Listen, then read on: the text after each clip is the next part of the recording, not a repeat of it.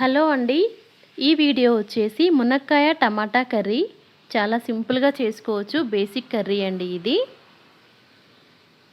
ఇది నేను ఎలా చేస్తానో ఈ వీడియోలో షేర్ చేస్తున్నాను.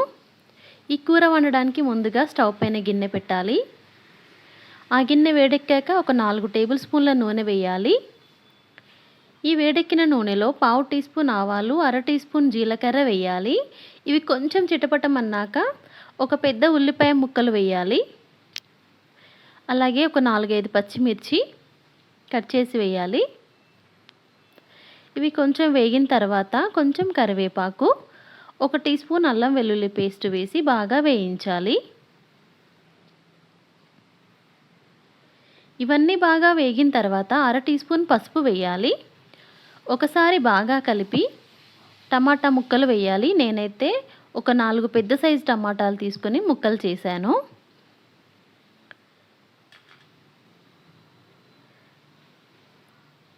ఈ టమాటా ముక్కల్లో మనకి కూరకి రుచికి సరిపోను ఉప్పు వేయాలి. నేనైతే 1.5 టీ స్పూన్ వేశాను. ఇంకా బాగా కలిపేసి మూత పెట్టి ఉడికించాలి టమాటా మెత్తగా అయ్యేదాకా. ఒక 4-5 నిమిషాలు టైం అయితే పడుతుంది టమాటా మెత్తగా ఉడకడానికి.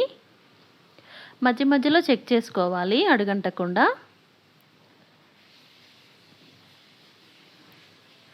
టమాటా ఉడికిన తర్వాత రుచికి సరిపోను కారం 1.5 టీ స్పూన్ అయితే వేశాను. ఆల్రెడీ పచ్చిమిర్చి కూడా వేశాను కదా, అందుకు. 1 టీ స్పూన్ ధనియాల పొడి, 1/2 టీ స్పూన్ జీలకర్ర పొడి వేయాలి. పోపులో కూడా జీలకర్ర వేశాం కదా, అందుకే కొద్దిగా వేసా జీలకర్ర పొడి. అది లేకపోతే స్కిప్ చేయొచ్చు.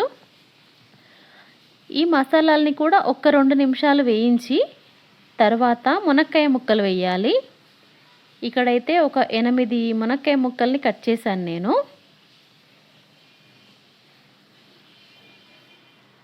ఈ మునక్కాయల్ని కూడా ఒక 2 నిమిషాలు వేయించాలి. అలాగే టమాటా గుజ్జుతో పాటు 2 నిమిషాలు వేగిన తర్వాత నీళ్లు పోయాలి. ఒక 2 గ్లాసులు అయితే వేశాను. ఒక 300-350 ml దాకా ఉంటాయి నీళ్ళు. ఇంకా మూత పెట్టి ఉడికించాలి. ఒక 10 నిమిషాలు అయితే పడుతుంది మునక్కాయ ఉడకడానికి. 10-12 నిమిషాల్లో బాగా ఉడికిన తర్వాత చివర్లో కొత్తిమీర ఆకు వేయాలి. ఇంకా బాగా కలిపేసి మూత పెట్టేస్తే అంతే అండి. చాలా ఈజీగా మునక్కాయ టమాటా కర్రీ రెడీ. ఈ వీడియో నచ్చితే ప్లీజ్ లైక్ చేయండి. ప్లీజ్ సబ్స్క్రైబ్ చేసుకోండి నా ఛానల్ని. Thanks for watching.